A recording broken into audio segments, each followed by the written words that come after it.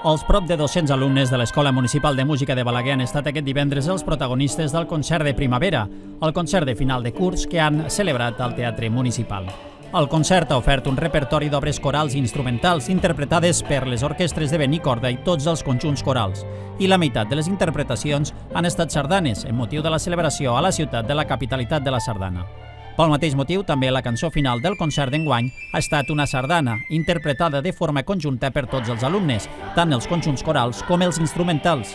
Cada any el centre acaba el concert amb una peça especial i aquest any ha estat la sardana Balaguer Ciutat Comtal, amb un arranjament específic per aquest dia que ha fet el professor de l'escola, Miguel Castro, professor de clarinet, però també compositor. És un concert que bàsicament l'estructurem amb els conjunts instrumentals i conjunts corals, i aquest any hem volgut donar una connotació especial pel tema de la capitalitat de la sardana de Balaguer, aportant una part del repertori sardanístic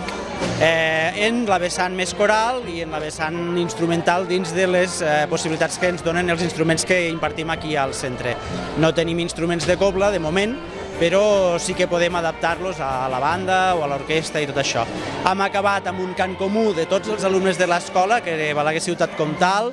molt potent, molt sentit, i que penso que a la gent li ha agradat molt, atès que ens han fet repetir una part de la peça. Estem molt contents, molt agraïts de l'assistència de tothom. Jo personalment, com a director de l'escola, estic molt agraït als professors, al claustre de professors, tant els que avui han pogut venir com els que no,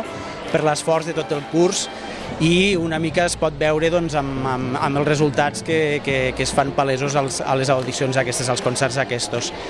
D'altra banda, la setmana que ve podrem sentir audicions ja una mica en format més petit, format individual d'instruments i bàsicament això, i petits conjunts de cambra.